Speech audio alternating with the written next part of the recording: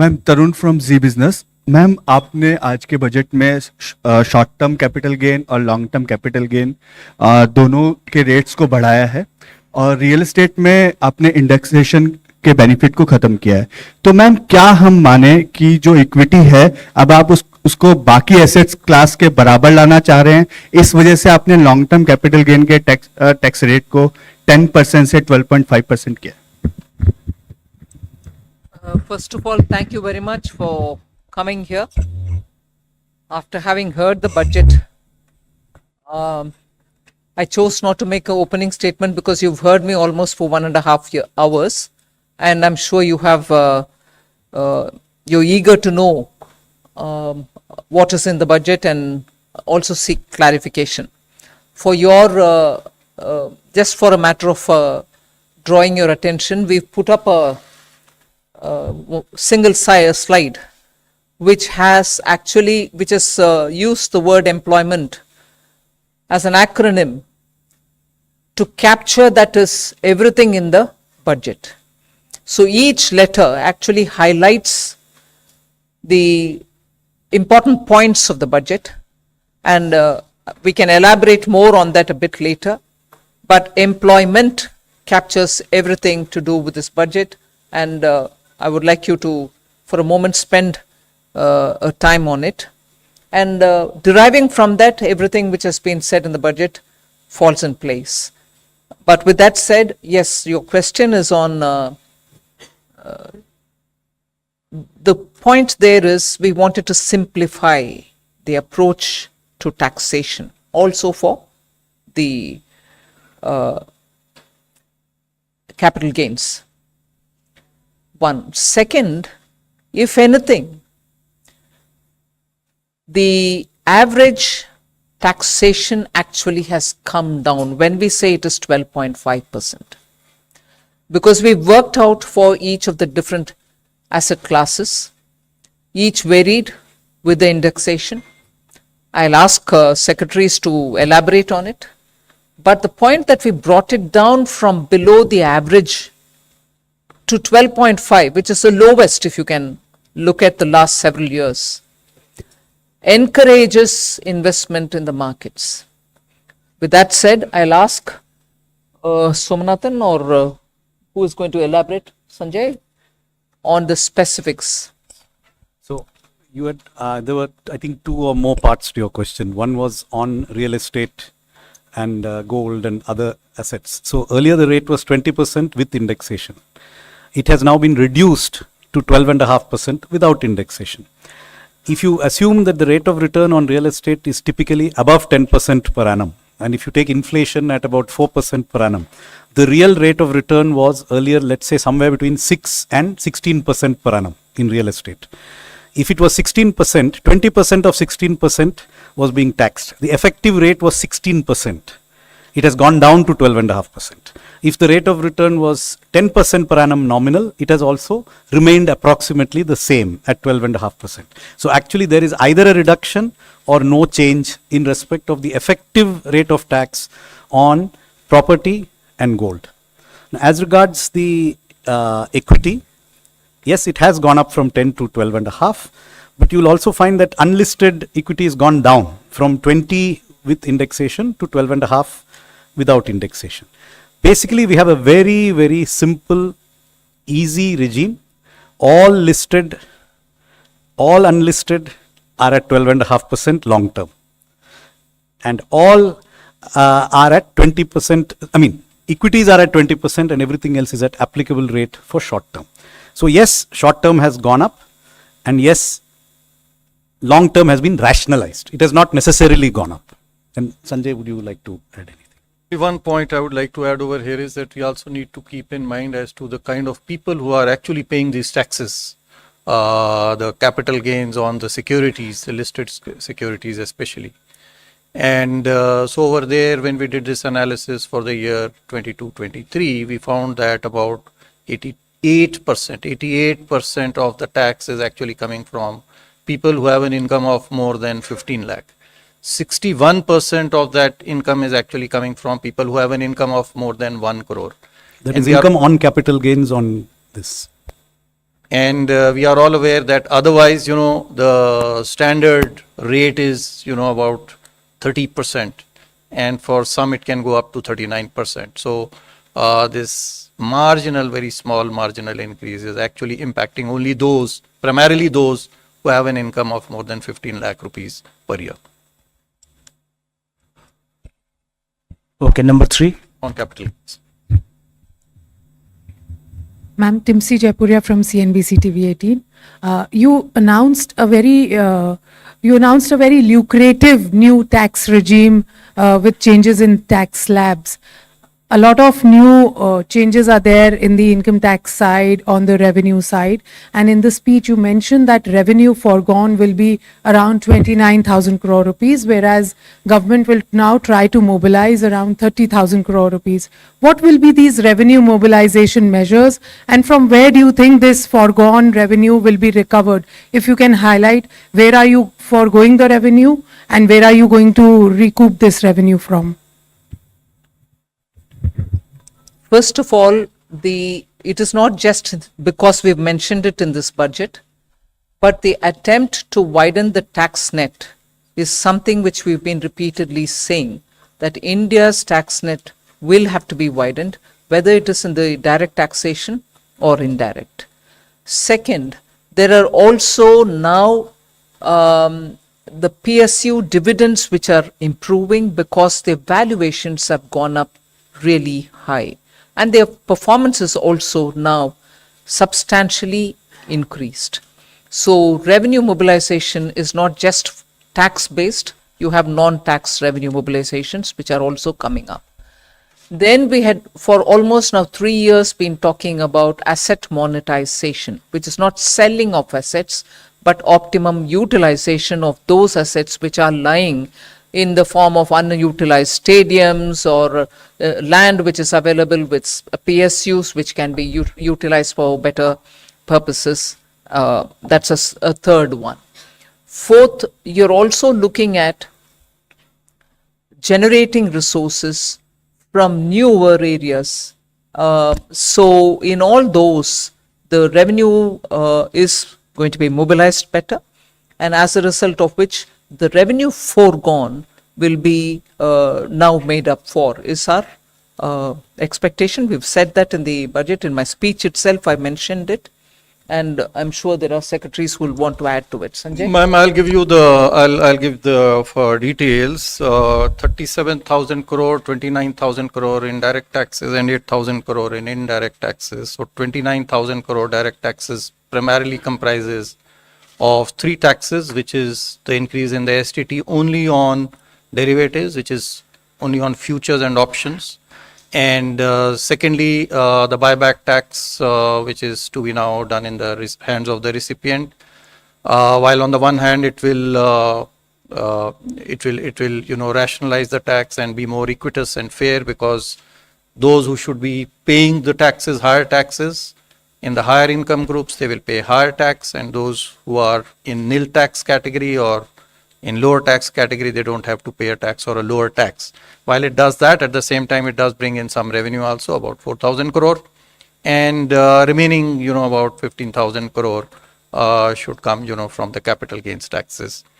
On the indirect taxes, we are losing, as I said, about 8,000 crore primarily on the reduction in duties, especially in gold. There is a huge reduction from 15% to 6%. And then there is revenue foregone because of the personal income tax rates and the standard deduction being allowed in the new tax regime. 280, please. Exactly. Please give the mic. Good afternoon, ma'am. This is Surbhi from Business Today. Ma'am, the angel tax has been abolished, which is a very welcome move. But just wanted to understand that one of the things the angel tax was also doing was checking money laundering concerns. So could you explain how these will be taken care of now? Thank you. Thank you very much, and I'm glad to hear it is welcome. You've been raising this issue as with many others outside of media also, saying are you considering it? Although it was introduced during the UPA government and it was introduced in 2012. 2 years had passed, and since after that, when we came in, we tried keeping as is good governance principle, government being a continuum, the tax continued. Although we tried giving carve-outs for startups and also making it simpler, bringing parity for the non-resident Indians, the way in which they've been treated as opposed to the Indian investments and so on. Today we've announced that we will indeed remove it. Exactly the details, Sanjay, would you want to elaborate on it? Yes, sure, ma'am. So we should be aware that this is actually a tax measure. It's not really a money laundering issue, but money laundering issue was being tackled through a tax measure. So first of all, I want to clarify that this tax, there are other provisions in the income tax itself. First of all, to find out the source of these funds. Number two, there is already, the Prevention of Money Laundering Act, which continues to be in existence. So if there is money which is being laundered, money, being paid as a bribe or for use in, other purposes for terrorism, etc., there are enough laws, including the Nyaya Sahita, Bharatiya Nyaya Sahita and the Prevention of Money Laundering Act to take care of those issues. While on the other hand, now some genuine money for investment, actually, there is this deterrent provision no longer exists, while provisions for money laundering remain, and they should be sufficient to cater to it. I would add that there are also certain provisions of the Companies Act which can be invoked if there is deliberate undervaluation of shares. So there are other legal remedies. The balance here is between preventing money laundering but accidentally also preventing investment. So that balance is what we are seeking to get it right. 211, backside.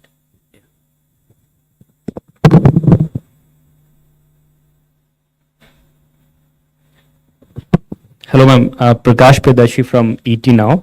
My question is, will the increased STT be applicable from April 1 or prospective? And if from April 1, will there be retrospective tax calculation for the increased amount? It's not retrospective. It is with effect from 1st of October 2024. So we are giving sufficient time for the exchanges and the people, who collect this tax to put their systems in place to be able to collect it. It's not retrospective, it is prospective. 13. 11. ठीक 11. 11.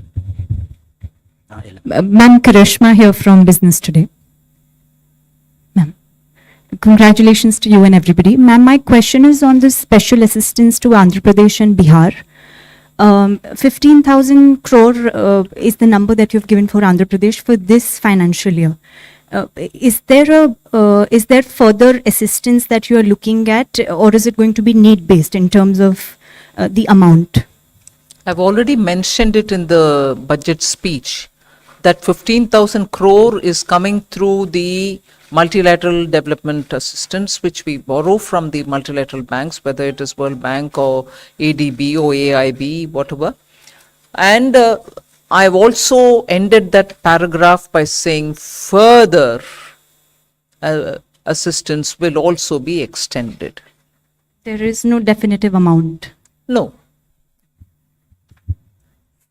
152. Ma'am Alok Priyadarshi from CNBC आवाज में।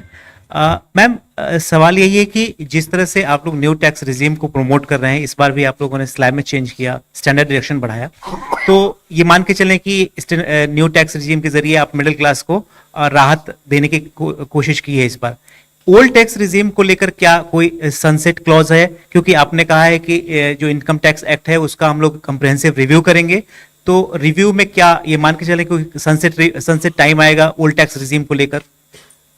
अभी मैं बोल नहीं सकती हूँ। जरूर हमारी इरादा ये है कि सिंपलर टैक्सेशन रजीम होना चाहिए, और सिंपल टैक्स रजीम की ओर अगर हम जा रहे हैं ये रिव्यू के द्वारा, वो ही हमारी मकसद होगा कि सिंपल कर दो। ओल्ड टैक्स रेजिम को सिंपल करने के रास्ते पर ही ये नया टैक्स रेजिम आया है। सनसेट होगा कि नहीं होगा वो अभी मैं बोल नहीं सकती हूँ, वो रिव्यू करने के बाद ही हम एक डिसीजन लेंगे। और ये एक आंकड़ा मैं आपको दे दूं कि इस बार पिछली बार जो हमने परिवर्तन किए थे नई टैक्स प्रणाली में, तो 70% लोग अभी तक जो 4 करोड़ के लगभग हमारे पास में रिटर्न प्राप्त हुए हैं पिछले वर्ष के, 70% ने इसको प्रेफर किया है बृहस्पत की पुरानी प्रणाली को। तो बड़ी तेजी से लोग नई प्रणाली की ओर आकर्षित हो रहे हैं और हमारा यही प्रयास रहेगा। Yes. Yes, ongoing Yes. filing period. Ongoing- Yes, ongoing not filing yet, period, I mean, yeah. more returns are coming in, yes. Yes. 271. Hi, ma'am. This is Sumit Chaturvedi, ET Now. Ma'am, the corporate tax for foreign companies has been slashed to 35%. I want to understand the broad intent of this intention behind this decision, and what kind of benefits to economy increase in investment you are expecting. You've, in your own question, answered it. We want more investment to come into this country. So that is why it has been brought down.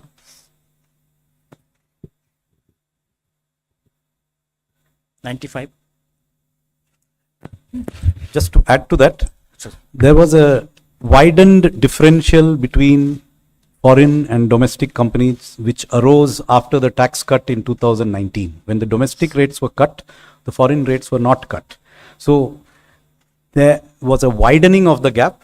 With today's change, there is still a higher rate of tax for foreign companies, but it is not now disproportionately higher than domestic.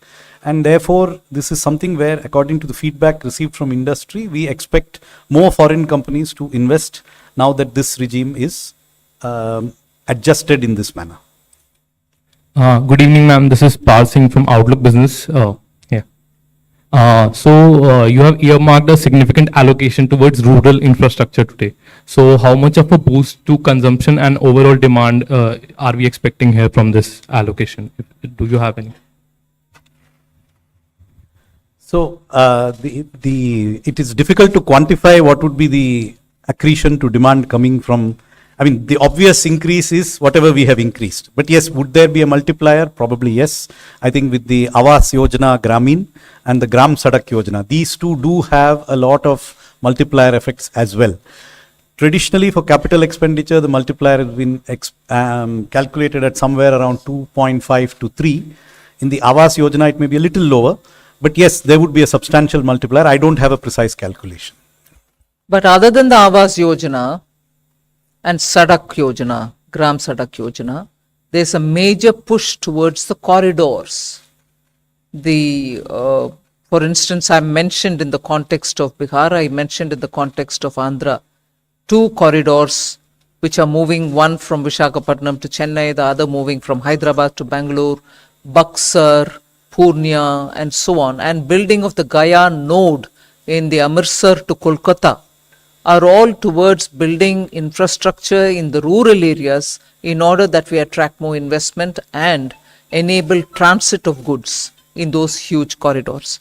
All these are essentially going to the rural areas in a big way. And therefore, it is not just through PM Awas Yojana and Sadak Yojana, but major investments in strengthening the corridors, building nodes, and therefore also in improving the rural infrastructure is happening. 11. Ma'am, I'm Maria Shakil from NDTV and NDTV Profit. Congratulations for creating history today by becoming the only finance minister for having presented 7 consecutive budgets. Ma'am, my question to you is about the first timer scheme, because as you said, that employment perhaps sums up the essence of this budget. Would there be more blueprint coming out as to how this first timers scheme will be playing out, and what will be the role of private sector?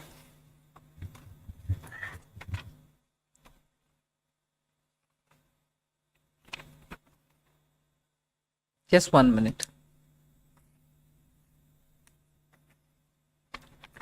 See, this Prime Minister's package that I announced has 5 different schemes. The first timers is, I would think, one of the very, very innovative initiative. So what we are doing there is to be able to provide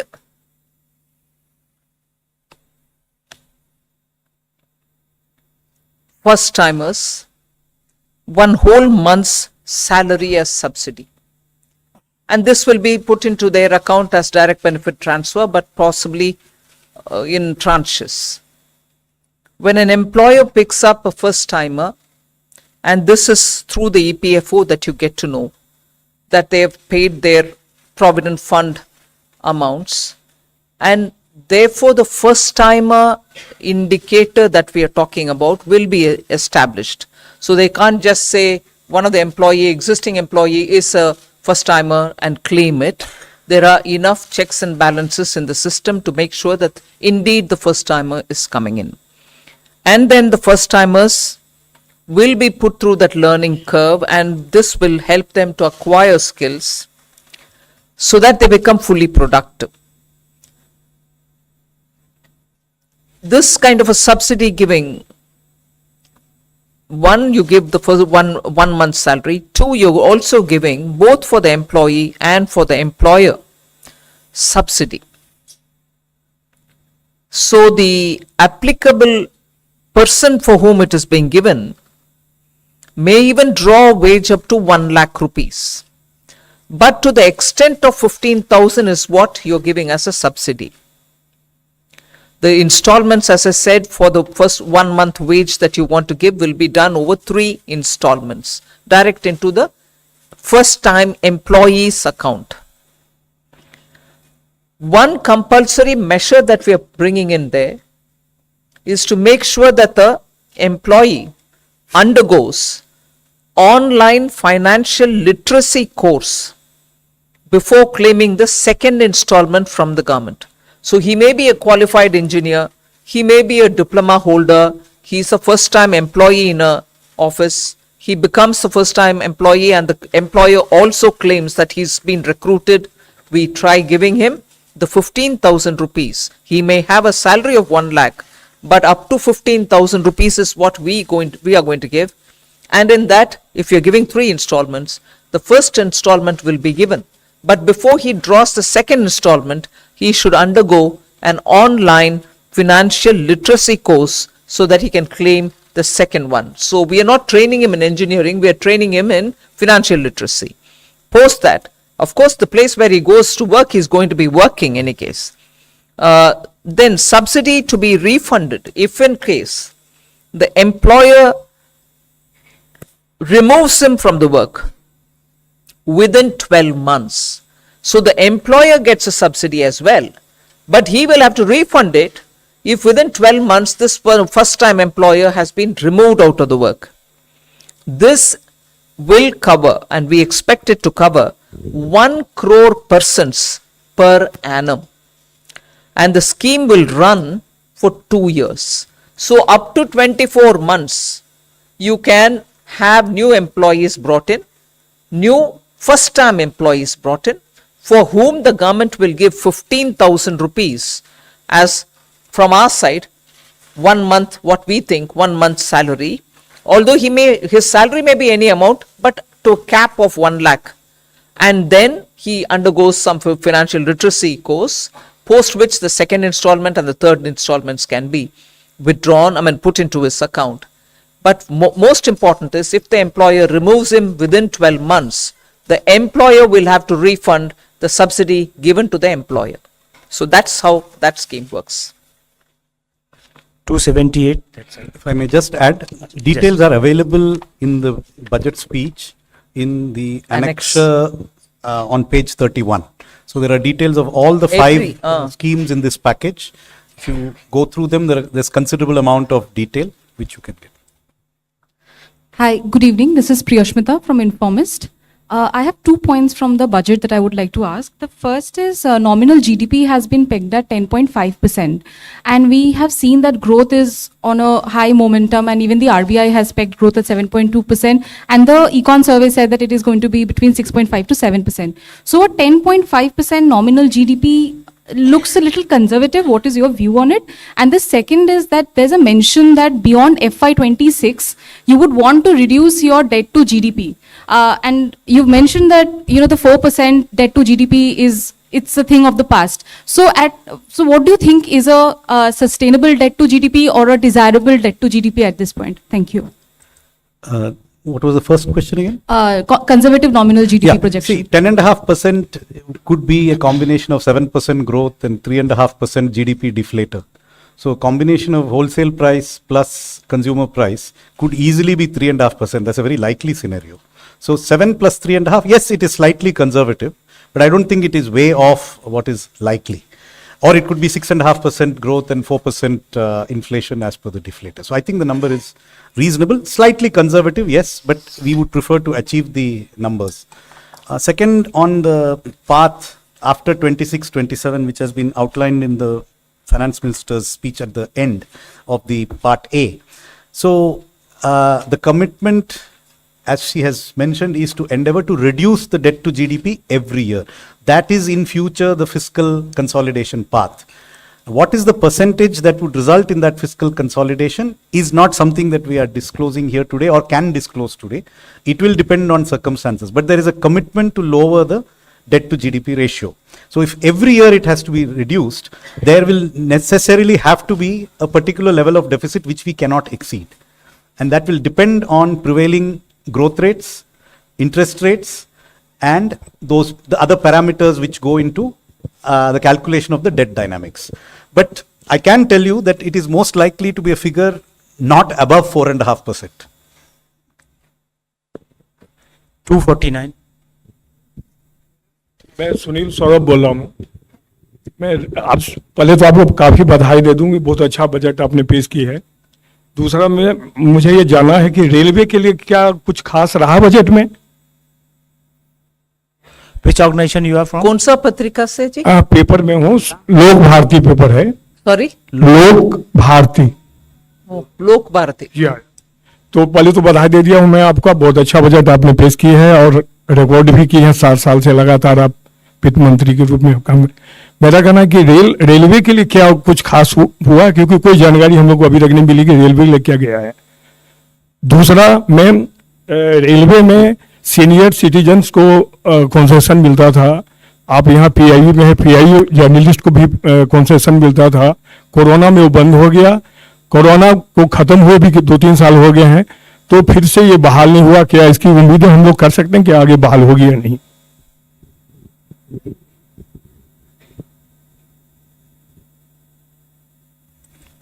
railway का जो expenditure budget है next year, it's 2,55,393 crores, which is the highest ever, and it's a very substantial increase in recent years. So that is a very large amount of investment in the railway. So I think there is a very adequate provision.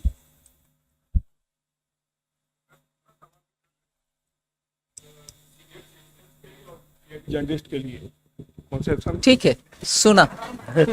277 please. इसमें senior citizen और PIB journalist को भी जो slab में revision हुआ है उसमें फायदा है। सीनियर सिटीजन को फैमिली पेंशन में स्टैंडर्ड डिडक्शन का फायदा हुआ है, रेलवे में। अच्छा, ठीक। Hello ma'am, this side Harsh Kumar, this side from business. वो बजट का फायदा जो दिया है सर, वो भी तो मिलेगा सीनियर सिटीजन्स को और सबको, रेलवे में भी मिलेगा। Hello ma'am, Harsh Kumar this side from Business Standard newspaper.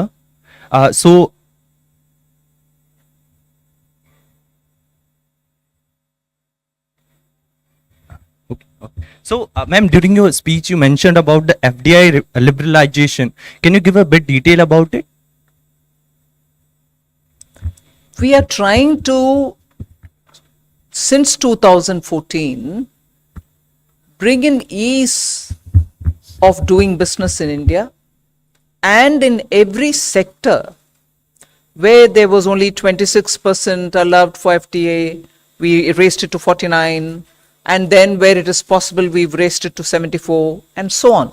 So there's been a consistent, continuing effort to relax our policy towards FTA. First, it went sector by sector. Then there was this approach taken so that most of which can go through the automatic route. So in that process, further simplification, if necessary, we are willing to do, is what is conveyed. Also, ma'am, you have like increased the loan limit to 20 lakhs, like that cap. So, can we expect the increase in Shishu, Tarun, like their types increase? So, how much it will be? Can you give detail on that? We've said this only today. See how this works. Okay, thank you. I request you to please one question each person. 123, please. Yeah, here.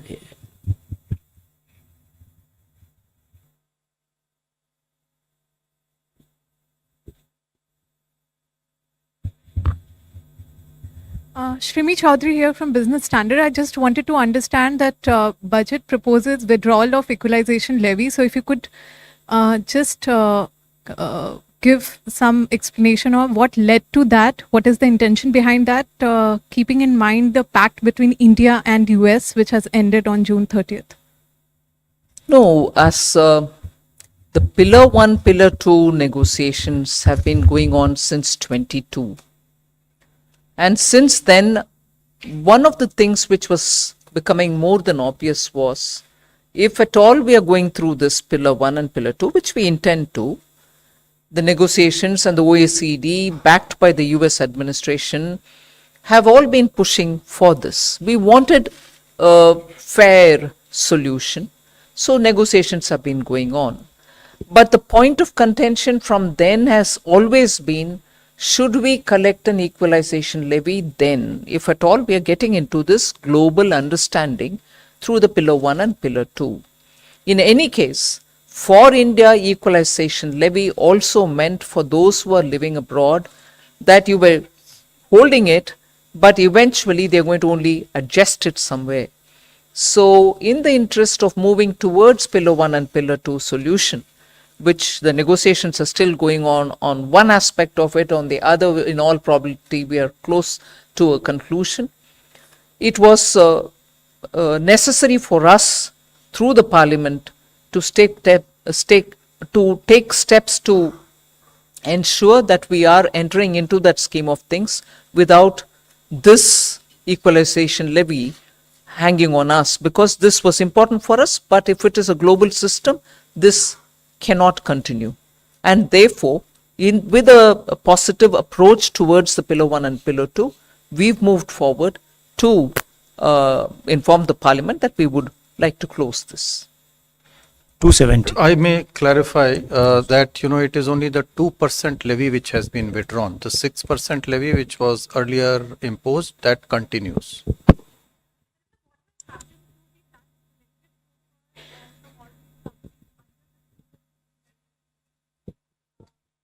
That has already been collected. We'll see. I mean, it is only this withdrawal is only prospective. Ruchika from Business Standard this side. Ma'am, the miscellaneous capital receipts have seen an increase in this budget to almost 50,000 crore.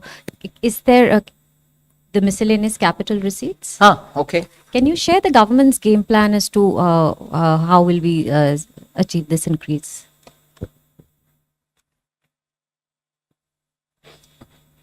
The miscellaneous capital receipts are budgeted as, 50,000 crore, which was like 23-24 also, it was 51,000 crore, the interim budget.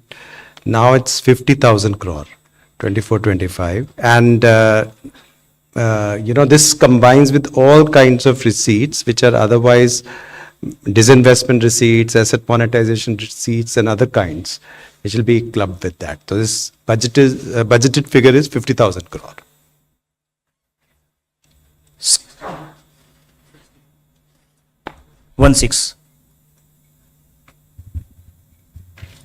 Ma'am, very good evening. Sapna Das here from CNBC. Ma'am, two questions.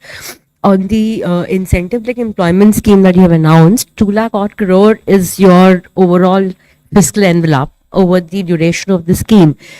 Could you give us a sense as to, we are already almost halfway through the current financial year by the time you pass the budget.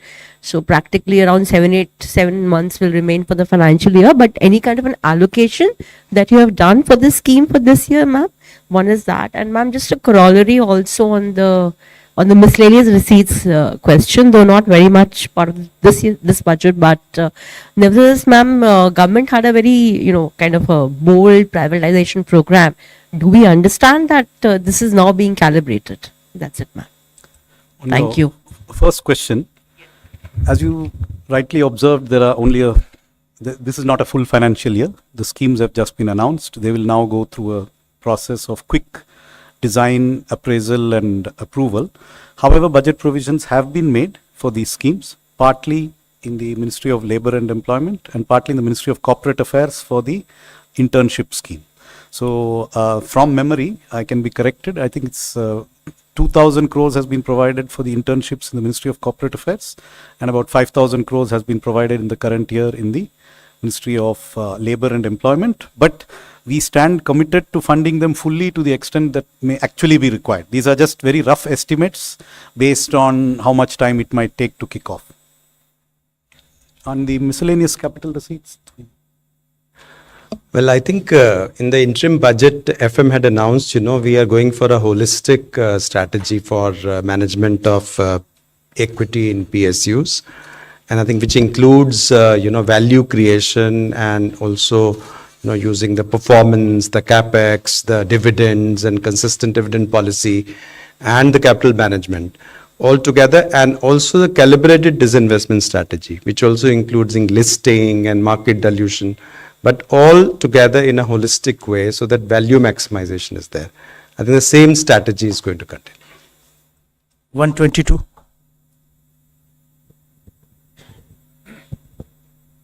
Hi, Rishabh with NDTV Profit here. I have two questions. One on the space fund that was announced, the 1,000 crore fund. What will be the composition of this? Which will be the nodal agency, and what sort of startups will the government invest in?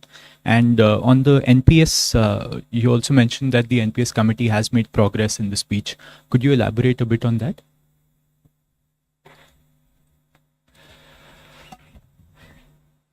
So we have seen that there's a lot of interest of the private sector on participating in the space program. Hitherto, the participation used to be on being a supplier to the space program, but now development of the satellite, mounting experiments there, they're getting into that space. And if you recall, even FDI was opened up in that sector. This is an attempt that Indian entrepreneurs, Indian startup who want to risk capital to get into that area, that should be facilitated. We believe that the amount is 1,000 crore, but that can have a very large multiplier effect. And that's what the scheme announces. On your question on I think your second question was on the government NPS, right? So as you know, there is a committee which is looking into it. The committee has done a lot of detailed calculations of the fiscal implications of different ways of addressing what are the expressed sort of priorities of the employees. We have been in dialogue with state governments. We have had discussions with each and every state government. We have met the staff side of the government has a staff consultative machinery, a formal machinery. We've had 4 meetings of that machinery to understand what are the staff's priorities. And our attempt is to design something that is fiscally prudent, but also meets what are the core priorities of the staff in terms of having a secured retirement income which provides for their needs. So this is a balancing act, because obviously there are costs. The more you give, more expensive it is. And so we are at an advanced stage of working out various options, and we are also discussing these options with the staff side. Just to correct the budget estimate that I gave earlier, 10,000 crores has been provided in Ministry of Labour and Employment for the new employment schemes, and 2,000 in Ministry of Corporate Affairs. Yeah. 125. Good afternoon, I'm Nikunj from Reuters.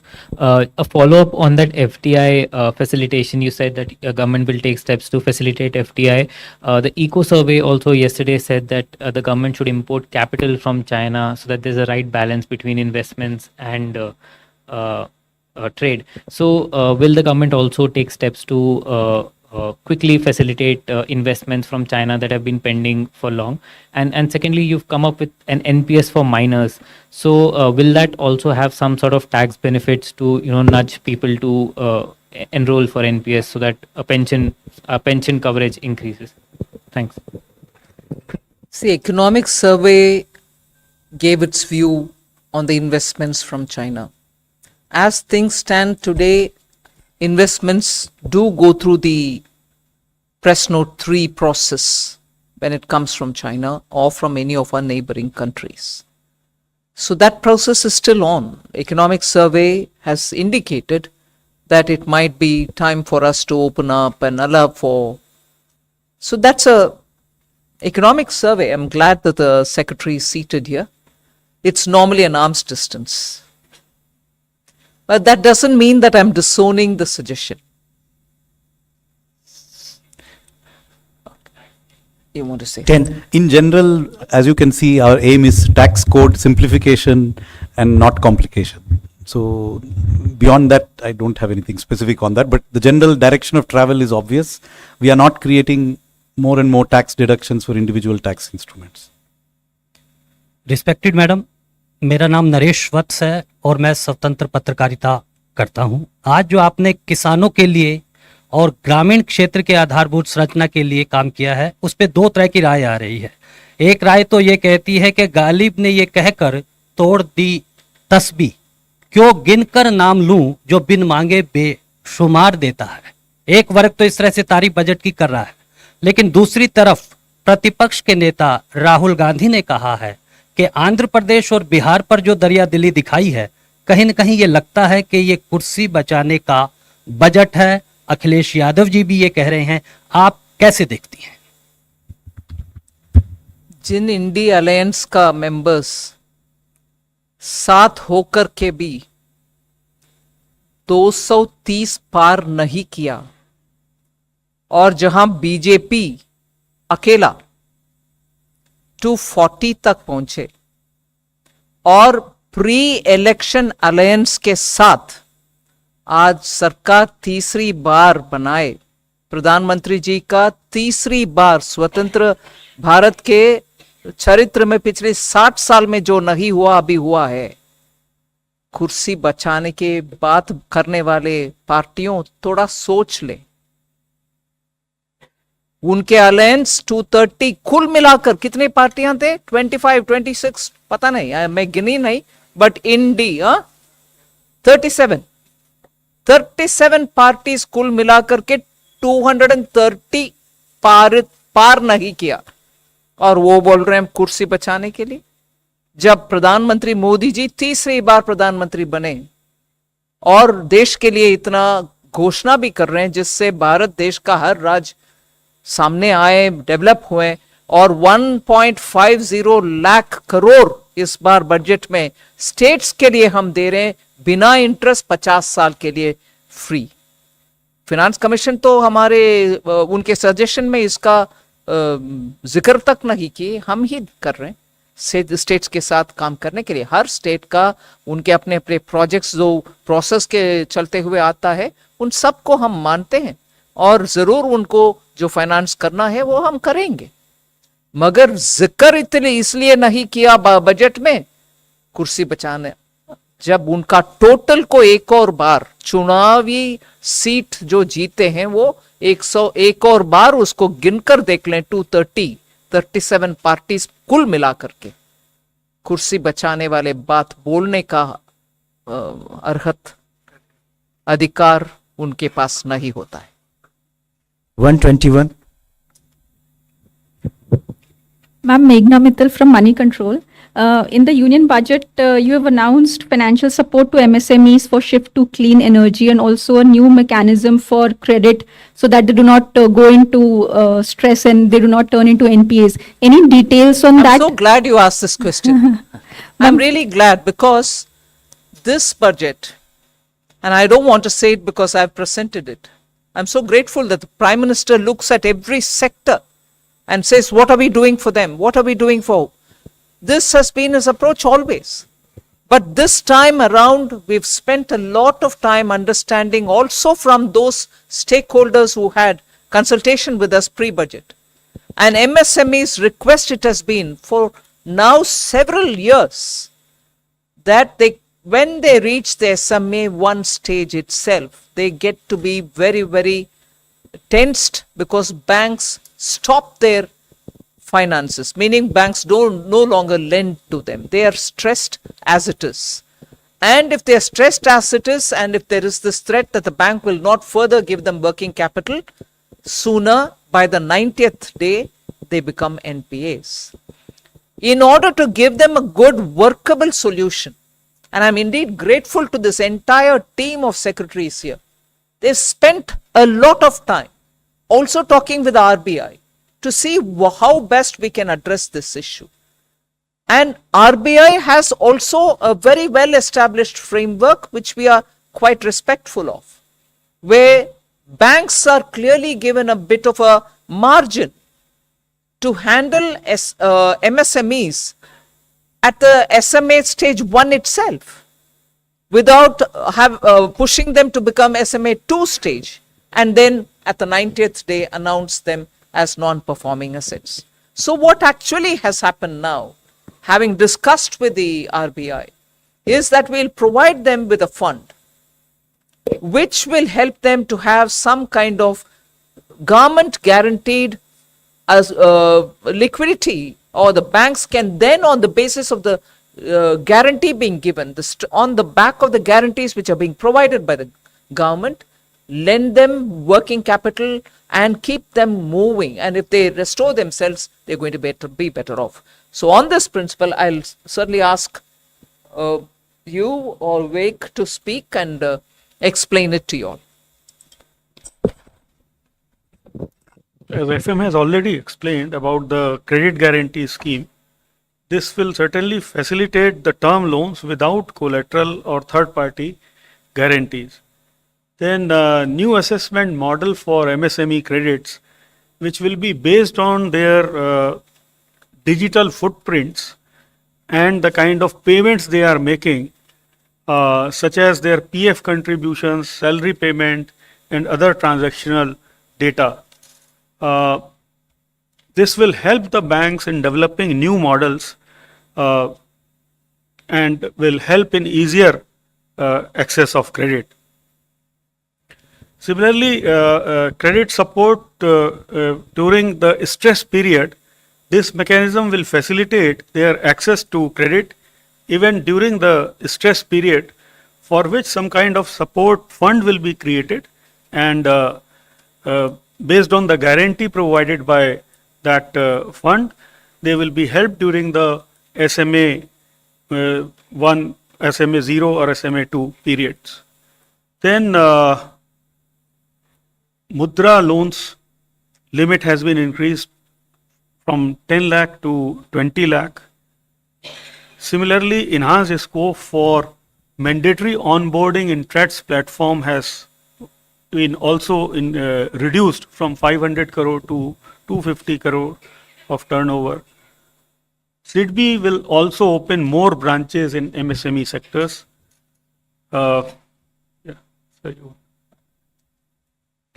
In short, what it does is, for the MSMEs, through this one budget, we've announced 8 different steps, each one of them addressing this particular problems with MSMEs face, and for which the MSMEs during the stakeholder consultation wanted us to give them some solutions.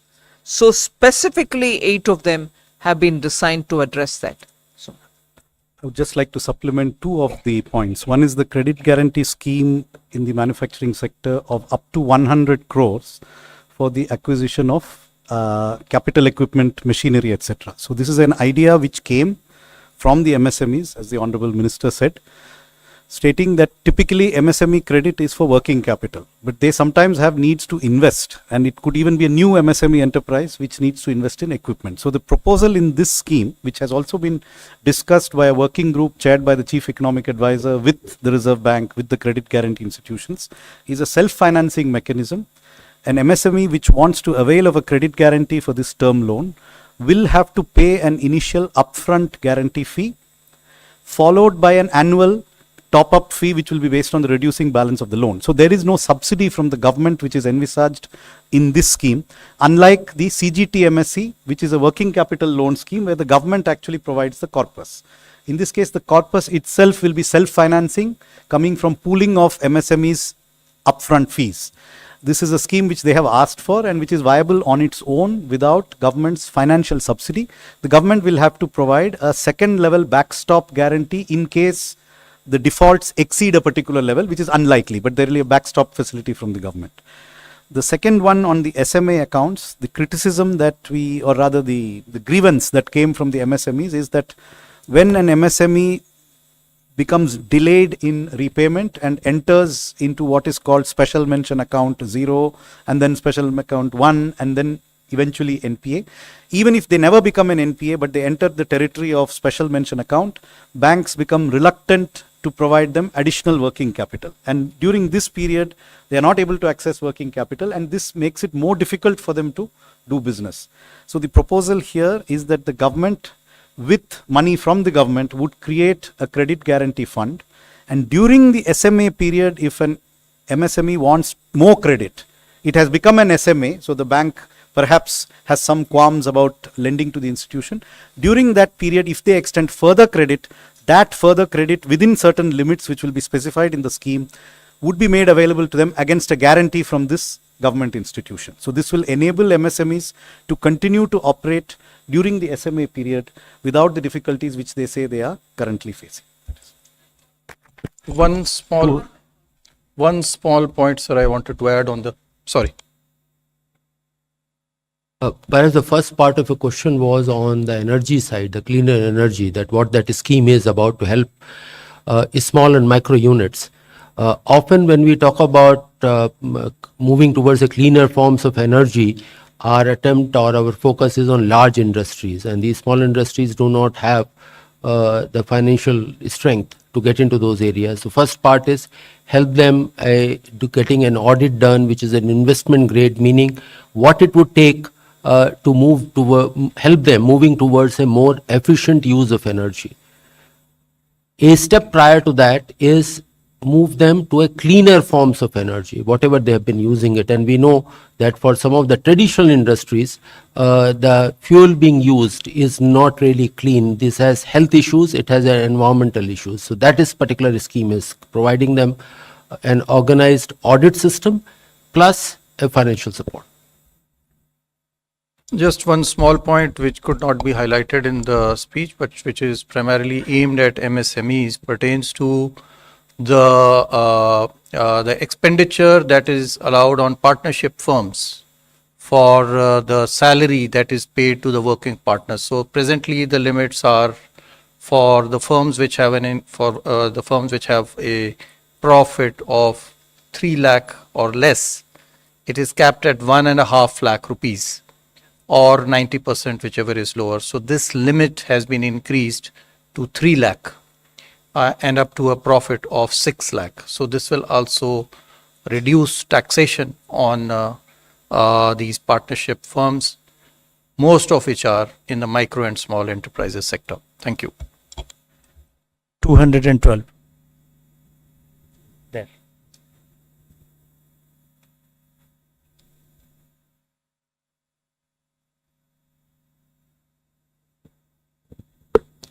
Ma'am, मैं पीयूष पांडे हूँ, TV9 Bharatvarsh से।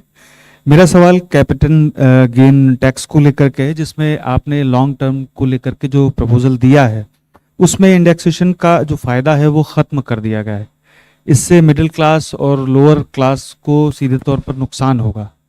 क्या आपने इस बारे में जो प्रस्ताव दिया है उसके बारे में थोड़ा सा बताएं। जो आप और संजय जी आपको बेहतर हिंदी में समझाएंगे, लेकिन मैं जो इतना ही कह सकता हूं कि क्या 20% विथ इंडेक्सेशन से 12.5% विदाउट इंडेक्सेशन ज़्यादा है, यही सवाल है। मतलब आज का रेट है 20%, उस 20% टैक्स रेट में आपको इन्फ्लेशन के लिए एक छूट मिलता है, लेकिन नया रेट है 12.5। तो हमारा कैलकुलेशन के हिसाब से ऐसे संभव नहीं है, at least in 95% of the cases, कि ये 12.5% वो 20% से ज़्यादा हो, ऐसा संभव नहीं है। क्योंकि अगर आपका मकान का वैल्यू एक साल में 10% बढ़ रहा है तो उसमें 4% ही आपको इन्फ्लेशन इंडेक्सेशन मिलता है, 6% तो कैपिटल गेन ही होता है। 6% में 20% कितना होता है? 1.2। 10% में 12.5 कितना है? 1.25, तो ऑलमोस्ट बराबर है। लेकिन मकानों में 10% रफ्तार से नहीं बढ़ता है, they grow at 20% per annum. अगर 20% है, 20% में 4% निकाल दीजिए, 16% हो गया। 16% में आप 20% टैक्स देंगे तो 3.2 होता है, इसमें सिर्फ 2.5 आएगा। तो इसमें फायदा है। मैं कहूँगा कि इस बदलाव के वजह से मिडिल क्लास को बहुत फायदा हुआ है कि 20% with indexation is much higher in most cases than 12.5% without indexation. चीज और स्पष्ट करने की आवश्यकता है कि जो इंडेक्सेशन का लाभ वर्ष 2001 तक का दिया गया है उसको विड्रॉ नहीं किया गया। तो यदि 2001 से पूर्व की संपत्ति खरीदी गई है तो उसको 2001 तक का इंडेक्सेशन का लाभ मिलेगा, केवल उसके बाद में ही वो लाभ को वापस लिया गया। 269. Hello, ma'am. Good afternoon. I'm Kriti from Informist Media. So, two quick clarifications. Your small savings collections. So, you have revised down the estimate by about over 35,000 crore from what you had projected in the interim budget for this year. And so, you have also revised down the borrowing from it. So, why would that be? What was the rationale behind why are you not expecting that much of collection what you were expecting earlier in February? And secondly, you have significantly brought down your T-bill borrowing, like you're repaying 50,000 crore. So if you could elaborate more on that. Somnath. I thought economic survey went into good details of explaining what's happening to small saving, as different from what's moving into the stock market and everything else. So you had the background very well narrated in the economic survey. One. And now on the basis of what we've given in the budget, many things can be understood and explained. Somanathan will get into the details. Also, I would think it is only prudent for the government to make sure that your T-bills are handled much more prudently. In the very way in which you ask the question, that comes out. But in any case, you can get the details from the finance secretary. So, as I'm sure you're referring to the same sheet, the expected receipts from small savings, which were 4,71,000 last year, that is revised estimates, were actually 451 in the provisional actuals. So between the revised estimate and the actuals, there was a slight decline. Taking that decline into account, we just projected that what we expected would not be realized during the current year.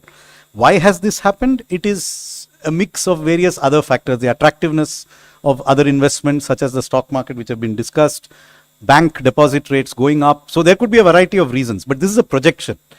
Our projection is what we have given here of 4,20,000 crores. As regards T-bills, as you know, the fiscal deficit has been reduced between last year and this year and between the interim budget and this budget. That reduction we have chosen to reduce primarily in the T-bill segment rather than in the dated securities. So that's a conscious choice to reduce our exposure to the short-term T-bills.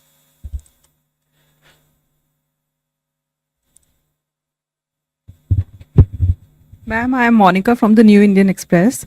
Ma'am, regarding this Income Tax Act, I want to know what are the major issues or concerns that have prompted the government to undertake this comprehensive review, and if you can shed light on the anticipated timeline for the implementation of these changes. I think not just this year, but we've been talking about simplifying personal income tax. The direct taxation code itself is something which has been discussed now for nearly 4-5 years, as much as I remember. Since 2019, we've been talking about it, if not earlier. So the idea is gradually we are moving towards a simplified taxation regime. And of course, even as we talk about it, also to bring down the incidence of tax itself.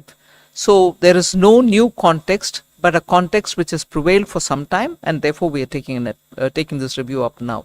As to how it'll and when it'll come into force, it'll be too early for me to say. I've just announced it. We'll like to do it at the earliest. I think I've given some kind of a 6 months time or something. 6 months.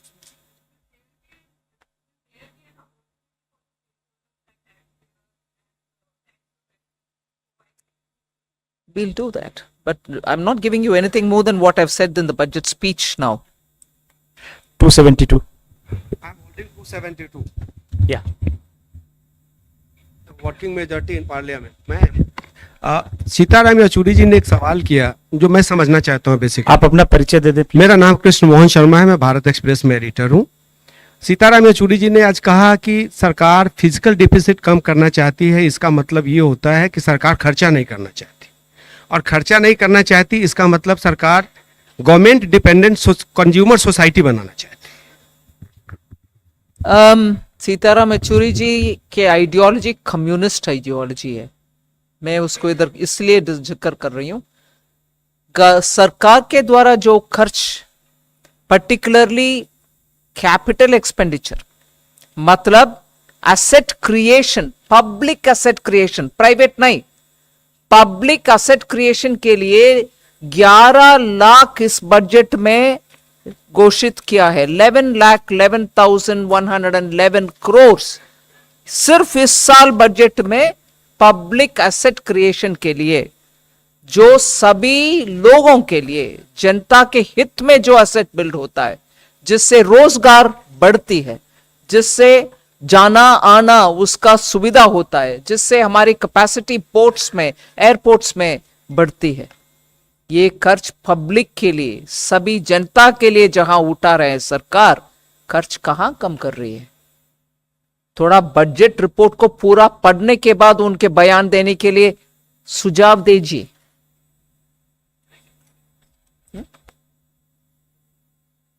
Just to give you the figures of total expenditure, they have increased from 41.9 lakh crores in 22-23 to 44.42 lakh crores in last year's provisional actuals, and are budgeted at 48.2 lakh crores in 24-25. So expenditure is actually going up substantially. 265. Revenues are also going up. 265, please.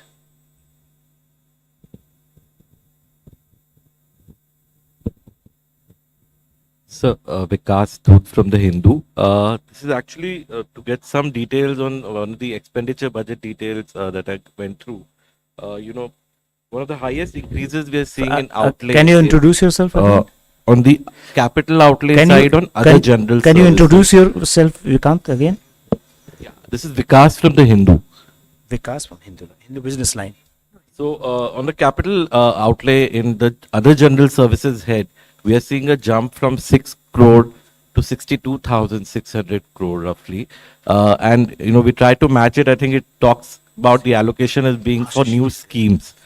So I wanted to get a sense of which schemes are covered. This was actually mentioned in the interim budget speech. You see, this budget is a continuation of the interim budget. If you remember, there was an announcement of a large scheme for innovation, research and development, the funding for which was housed in the Department of Economic Affairs, and that continues to be housed there until the target groups and the various departments which will implement it are decided upon. Secondly, so that's not the only component of the 62,000.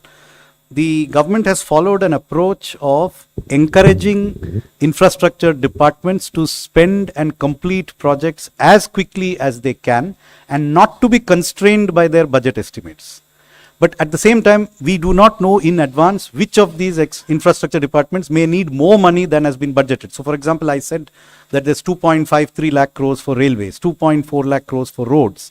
It's possible that they may need more, and if they need more, we have set aside money for that, which is kept tentatively in the Department of Economic Affairs, but which will be reallocated to the necessary departments when the need arises. That is what the 62,000 is for.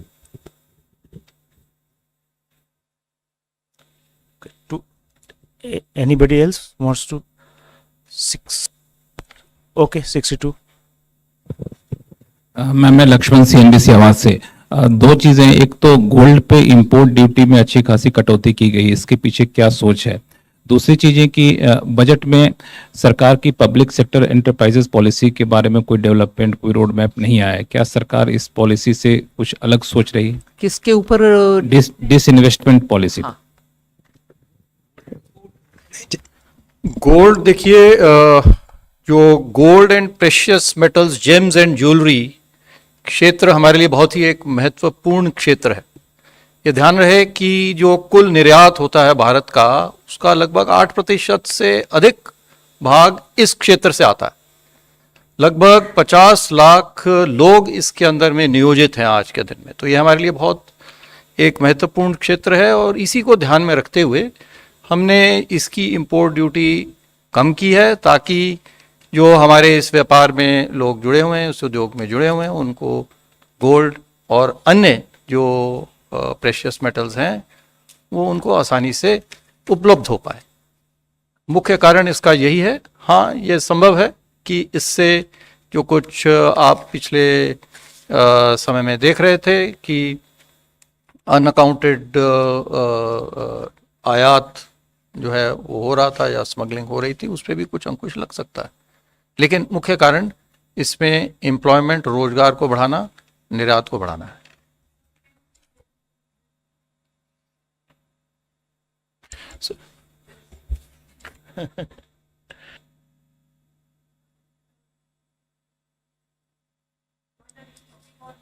No, very well taken. He will say it in English, but I'm wondering if it's a journalist from the south.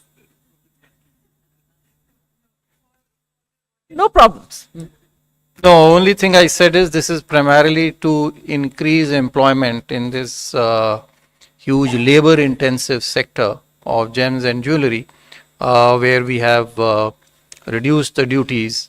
It contributes more than 8% to India's exports, and 50 lakh people are actually employed in this. So this is the primary reason. There's another announcement in this regard, not on import duties, but for diamonds also. For raw diamonds, the Honorable Minister had announced that raw diamonds, we will give a special harbor rate for the foreign mining companies. So it should, both of them should be seen in that light to basically promote employment in these labor intensive sectors. Thank you. 211.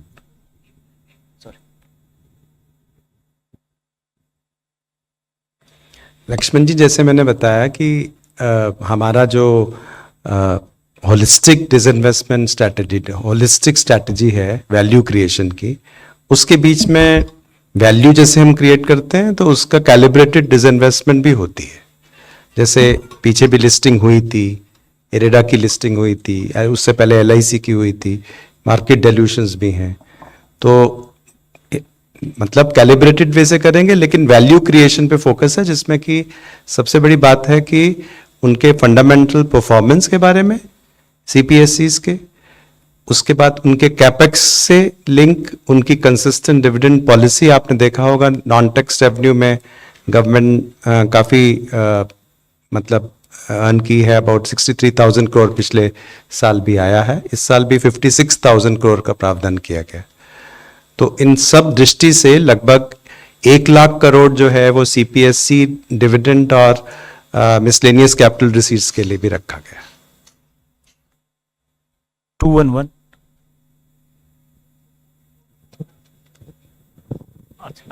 Nikunj. Sir, ma'am,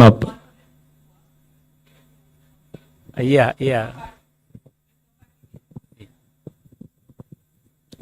Ma'am, thank you. Bani Kinkar Patnaik from the Economic Times. Ma'am, on your debt reduction plan, so does it mean that from FY27 onwards, the reduction in debt ratio will be the primary anchor of your fiscal management instead of fiscal deficit? And then related question, while it is not feasible to, firm up short-term or medium-term target for reduction in debt ratio, but would you be looking at any long-term goal for this? Yes, you have correctly identified that there is an approach which is outlined in that sentence, which is that hereafter it is not the intention to focus on a deficit number, but rather to look at what will keep reducing our debt to GDP ratio in normal years.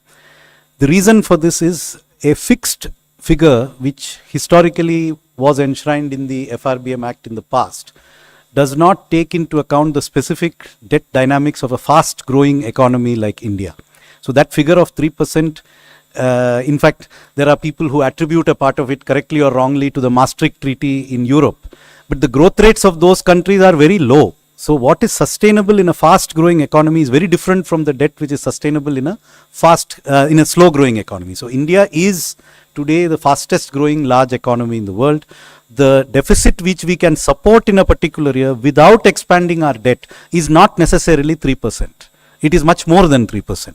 As I said earlier, it is probably less than 4.5%. But so without getting into specifics, yes, it is a new approach that the government has spoken about. And so each year's calibration will be based on what will be a percentage which will keep our debt on a reducing path. Now that will of course be set out closer to the year when it comes into effect. 17 number, then Nikunj will come back to you.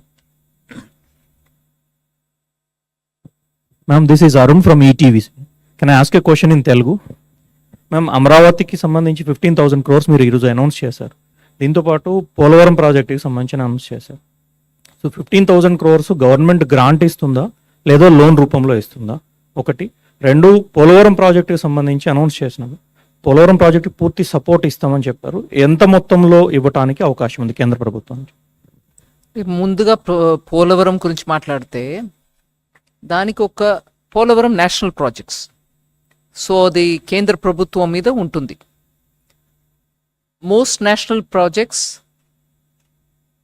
National project అని చెప్పినప్పటికీ అది central government implement చేస్తుంది. కానీ ఇక్కడ Andhra Pradesh government implement చేస్తుంది national ప్రాజెక్ట్ని. అది 2014లో మనం ఒప్పుకున్నాం ఆ కండిషన్కి. దాని ప్రకారం రీహాబిలిటేషన్ ఎంతవరకు కట్టుబాటు ఉంటుంది, ఎంతవరకు గ్రామంలో ఉన్న వాళ్ళని అక్కడి నుంచి తరలించినప్పటికీ వాళ్ళకి ఇవ్వాల్సిన అమౌంట్ ఎంత ఉంటుంది, రిలీఫ్ రీహాబిలిటేషన్ 2013 యాక్ట్ కింద, ఇవన్నీ డీటెయిల్స్ అప్పటికే ఒక లెవెల్కి ఒప్పుకున్నాక క్యాబినెట్ నుంచి అప్రూవల్ తీసుకున్నారు. అప్రూవల్ ఒక ఎత్తు వరకు పోలవరం డ్యామ్ బిల్డ్ చేయడానికి.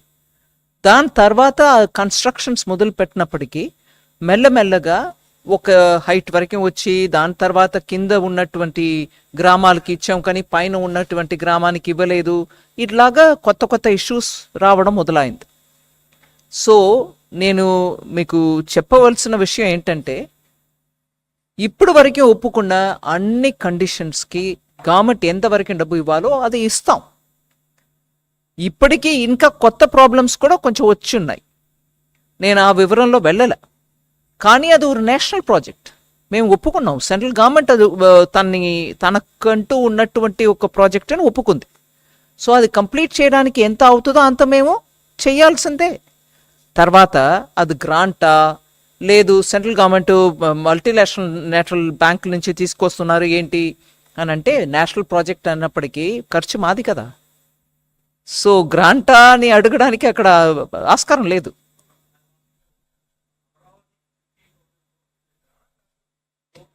ఒక నిమిషం, నా పోలవరం గురించి నేను మొదలు పెట్టాను కదండి. సో పోలవరం గురించి మాట్లాడుతున్నప్పుడు క్యాబినెట్ ద్వారా ఎంత అప్రూవల్ అయిందో దాని మేరకి ఇప్పటివరకు ఎంత ఇవ్వాలో అంత ఇస్తూ వచ్చాం. In fact first time cabinet approval చేసిన అంత అమౌంట్లో అన్నీ కూడా క్లియర్ అయిపోయింది. ఎగ్జాక్ట్ అమౌంట్ నేను ఇప్పుడు చెప్పట్లేదు కానీ అన్నీ క్లియర్ అయిపోయింది. ఏదో కొంచెం అటుగా మిగిలి ఉంటుంది. కానీ ఇప్పటి నుంచి అది ఎంత హైట్కి ఒప్పుకున్నారో అంత హైట్కి వెళ్ళడానికి, ఎందుకంటే ఒక 2-3 సంవత్సరమో అందుకు ముందో ఈ గవర్నమెంట్ ఆ గవర్నమెంట్ నేను మాట్లాడలే, మొత్తానికి దాంట్లో ఉన్నటువంటి ఇబ్బందుల్ని దాటుకొని ఇవాళ అది కంప్లీట్ చేయడానికి ఎంత అవుతుందో అది మేము వాళ్ళతోటి కలిసి మాట్లాడి దానికి ఫుల్ సపోర్ట్ ఇస్తాం అనేదే మా స్టేట్మెంట్. కరెక్ట్. రెండో ప్రశ్న ఏంటంటే 15,000 was for capital. Amaravati capital. Yes, Amaravati capital construction, ఎందుకంటే ఆంధ్రప్రదేశ్ రీఆర్గనైజేషన్ యాక్ట్ మేరకి క్యాపిటల్, స్టేట్ క్యాపిటల్ బిల్డ్ చేయడానికి సెంట్రల్ గవర్నమెంట్ దానికి స్టేట్ గవర్నమెంట్కి హెల్ప్ చేయాలని యాక్ట్ ప్రకారం ఉంది. So capital city Amaravati buildup చేయడానికి మేము డెఫినెట్గా వాళ్ళకి అసిస్టెన్స్ ఇవ్వాలి. ఇప్పుడు నేను చెప్పిన 15,000 కోట్లు వరల్డ్ బ్యాంక్ అసిస్టెన్స్ తోటి మేము వాళ్ళకి తెప్పిస్తున్నాం. దానికి కౌంటర్ పార్ట్ ఫండింగ్ కూడా ఉంటుంది. కానీ ఇవాళ స్టేట్ పొజిషన్ ఎలా ఉంది, అది ఎట్లాగా వాళ్ళు ఇస్తారా ఇవ్వలేరా, అది మేము సెంటర్ నుంచి గ్రాంట్ ఇచ్చుకుంటామా, ఇవన్నీ చూసి వాళ్ళతోటి మాట్లాడుకొని చేస్తాం. ఎందుకంటే ఆఖరికి ఆ క్యాపిటల్ లేకుండా 10 సంవత్సరం వెళ్ళిపోయాయి. ఆంధ్రప్రదేశ్కు ఒక క్యాపిటల్ ఉండాలి. భారతదేశంలో ఒక రాజ్యం ఉందనంటే క్యాపిటల్ లేకుండా అది ఆంధ్ర. అది యాక్ట్ ప్రకారం ఈ పార్టీకి క్యాపిటల్ అక్కడ ఉండాల్సిందే. నేను ఎవరు చేశారు ఎవరు చేయలేదు అనే విషయத்துக்கு వెళ్ళలే.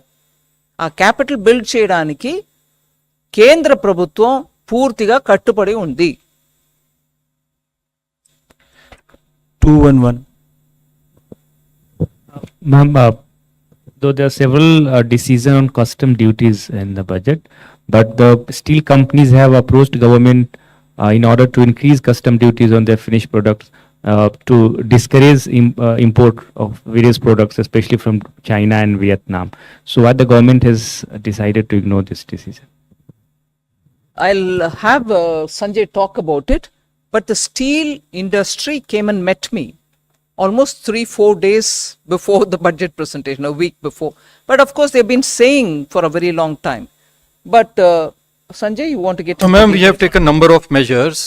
Steel, you see, is a very, very important sector because it is a primary metal which is used by everyone. So one has to take a very balanced view over there. So that while our manufacturing industries have some kind of support, I would not like to use the word protection, but at the same time we can't have very high duties on them, which they will ultimately pass on to consumers and increase inflation. So our effort really has been to make it possible for them to be able to produce at low rates. So here in this budget, there are proposals to reduce BCD on certain inputs. Number one, there is ferrochrome, which is used by them. We have exempted BCD duty on them. There was a demand from them to continue a concessional rate on steel scrap at 2.5%. We have continued that. So there are quite a number of measures to help and support the steel industry. Thank you. 263, you wanted to ask? 263, yes, ma'am.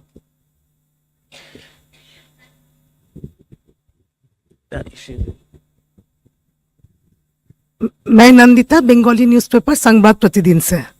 Ma'am, TMC ने claim किया है कि फिर से बंगाल को इस budget में deprive किया गया है। एडजेसेंट से बिहार से लेके असम इवन सिक्किम तक को फ्लड कंट्रोल के लिए असिस्टेंस की बात की है, लेकिन बंगाल बीच में जो बंगाल है, बंगाल के लिए इस बार भी कुछ नहीं रहा बजट में।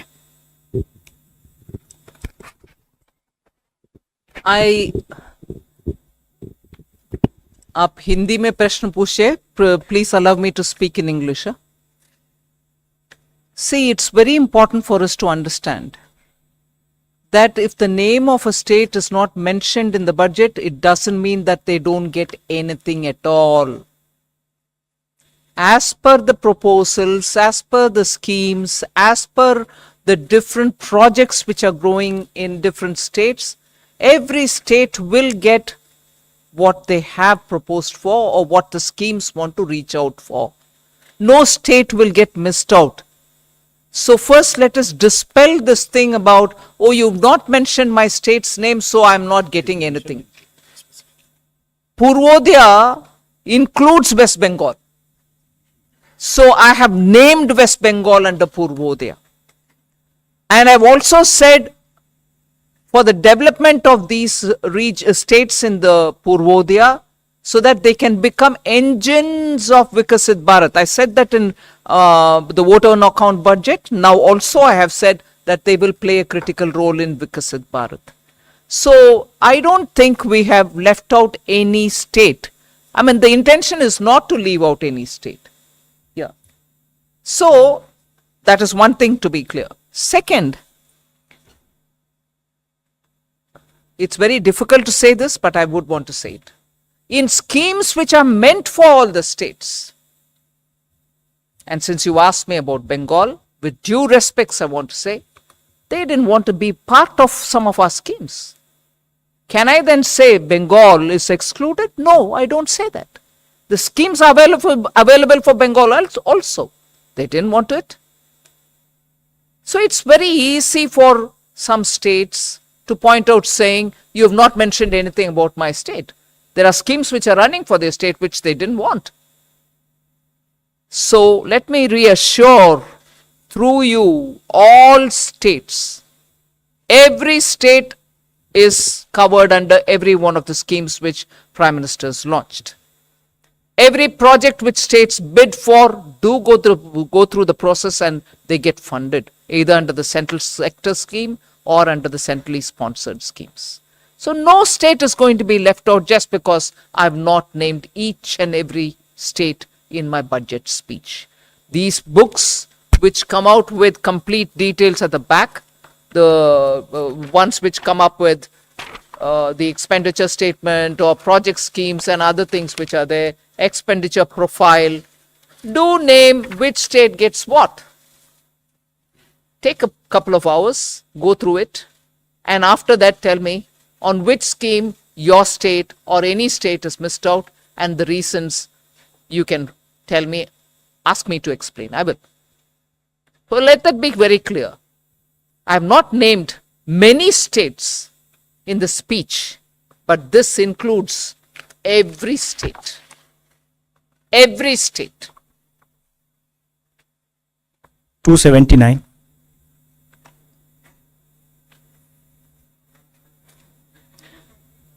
Can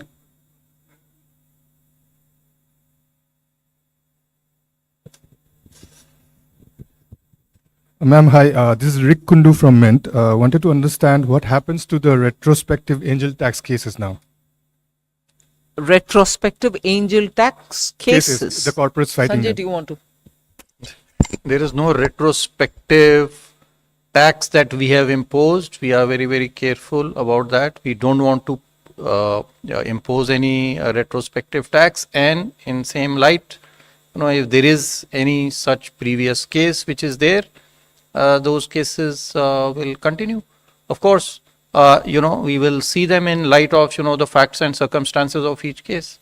And I can assure you on behalf of the finance minister and the board present over here that it's only where there is actually a money laundering over there, only in those cases that this tax will actually be will it be imposed.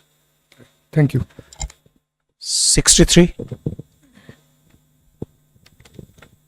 Ma'am, मैं अमलेंदु हूँ, freelance journalist हूँ।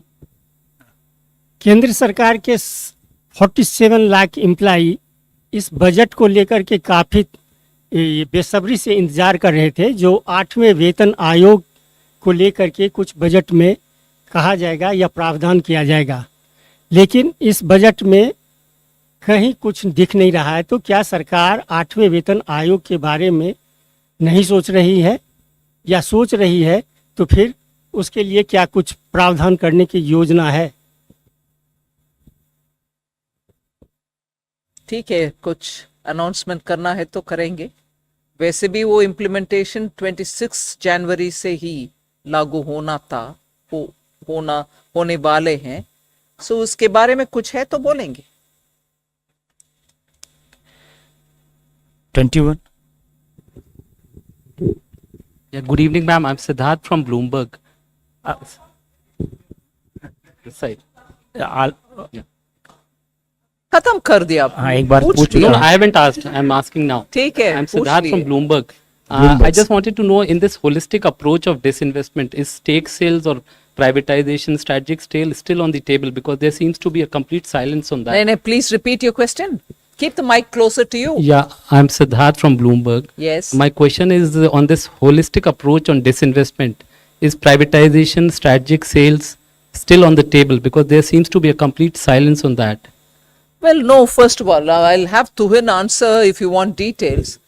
But I've explained this several times.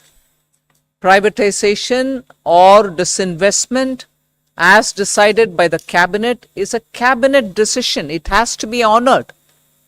But the timing is something which the government will have to choose. When is the best time to disinvest any one particular or several of these companies or PSUs which have been listed and cleared by the cabinet? So, post-COVID, we have disinvested. You've seen that, whether it is Air India or the steel plant in Orissa. And many others have also been done. They may be smaller compared to the size of Air India. But cabinet decisions will have to be honored anytime. Thank you very much. Friends, the tea has been arranged at cafeteria at 4th floor. Please have the high tea. Thank you very much. Thank you, ma'am.